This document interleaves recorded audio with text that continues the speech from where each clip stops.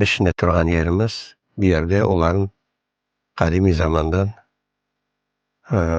kiliselere olan ve kilisenin etrafında mezarlıklar olan. Biz bugünkü de şu kalıntılarını koruyabilmemiz.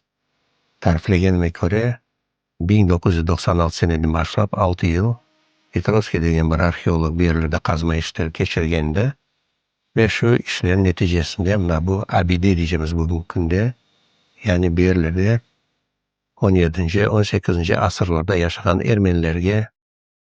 Ermenilerine kalgan diyeceğimiz yani tarihi böyle bir abidelerini göremiz.